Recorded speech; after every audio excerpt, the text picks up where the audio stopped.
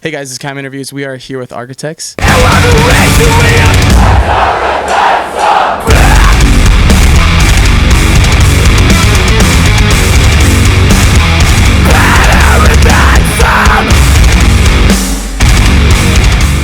know it's a little bit early on in the tour, but I mean, how have fan reactions been thus far to you guys' set? Well, yeah, it's been pretty good actually. We started in Vegas, which none of us thought was going to be good, but actually was really good. Was actually impressing actually.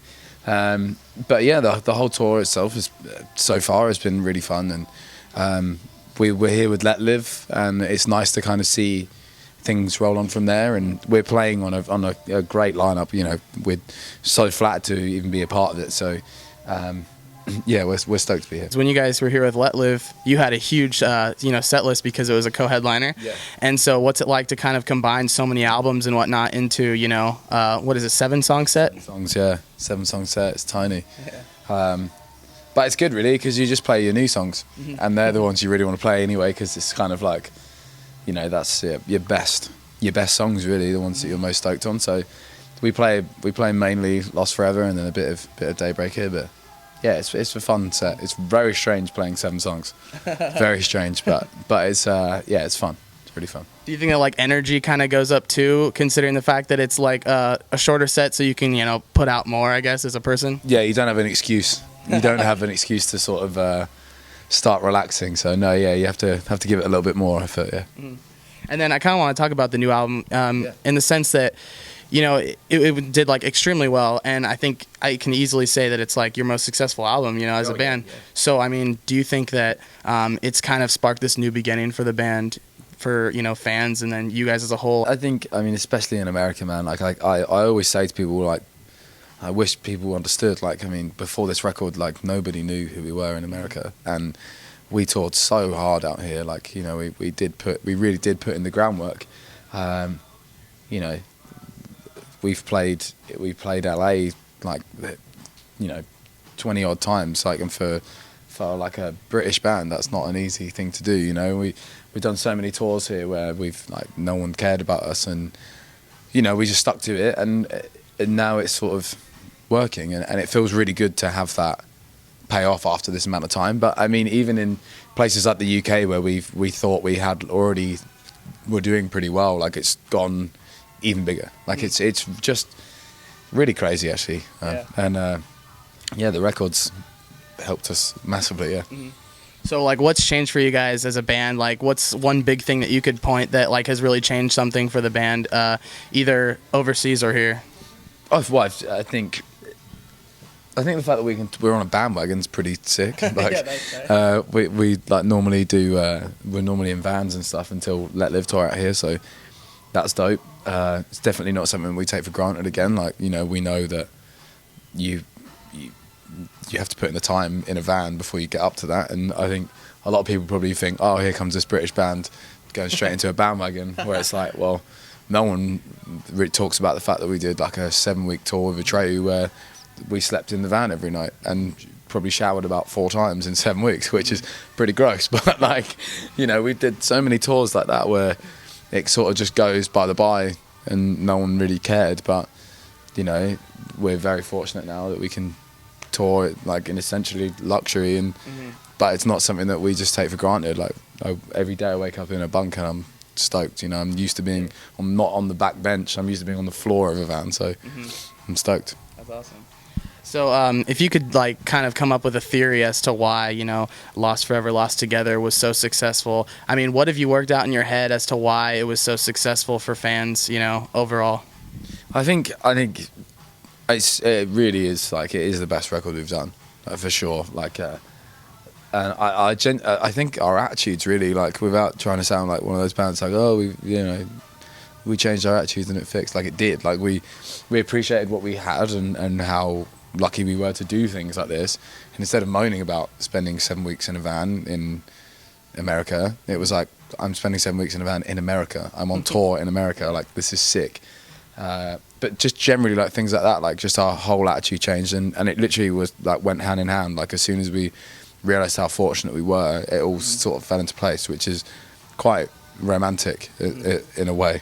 So you guys mentioned in a previous interview that a couple songs from your upcoming record were already like recorded, a new record. What are the status on those? And I mean, have you guys continued to write while you're at home at all? We have a couple of B-sides from Lost Forever, but we've just got a little couple of demos really.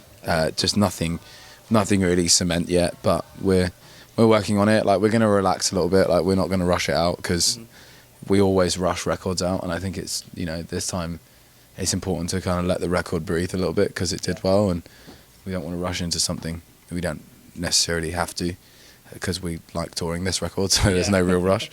But we'll just wait and see. But it's going good, and it's sounding heavy. Good. So, what's something that you guys can pin as something you did differently in the studio for Lost Forever that you had never done before? we were allowed to work till whatever hours we wanted to, and we were allowed to record ourselves. And yeah, we could go all night if we wanted to. So we would wake up early in the morning, start, and then we'd go for food or like make food at the studio, and then carry on if we had stuff to do, and we'd just get going and have a few drinks and then just keep going, which was great. Normally we're stuck with like a 10 till 6 regime, and this time we were 24 hours on the clock, like whatever we wanted to do. Are you guys at all hesitant, like working on this new album, considering the success of Lost Forever, Lost Together? Like, are you at all scared to put out another record when this one did so well? Like, this is being considered album of the year for like so many people, like including myself. Like, I'm like album of the year. So it's like, are you at all nervous? Like, all right, here we got some huge shoes to fill again. I think there's like two ways you can look at it. Like, there's that way, which obviously does come into mind a little bit, but then also it's really exciting. Like, we've found a formula that works. Like, we've written a record that we like, and like not only do we like, everyone seems to be vibing off it. So it's just going to be fun to go back in and try and recreate something like that, just a little bit better. Like, we're never satisfied, so we always want to push ourselves more. And next one's going to be fun. Like, because we just know we've done everything we've ever wanted to do. So the band is like, I never thought we'd do this. I never thought I'd be like in Pomona, like talking about my band doing well. You know, it's crazy. So anything from here is a plus. I kind of want to talk about the progression of most bands in this scene. Once they have a big album like this, they usually go try and push towards the mainstream audience with more clean vocals, more production, things like that. Where do you see Architects going from here after this album? Will it slap people in the face once they hear the new Architects record after this? Yeah. We already did a record with more singing, and we did that, The Here and Now, after Hollow Crown. And yeah, we didn't enjoy it. We didn't like performing it, and so we won't be going back there. we're going heavier and heavier, and you know, the more riffs that we can have that make us go, the better. You know, and that's where it's going to go. Okay. We want to be that band that shocks people, but not with choruses. We want it to be like fucking straight down your throat, like want to punch your mum in the face. It's that heavy.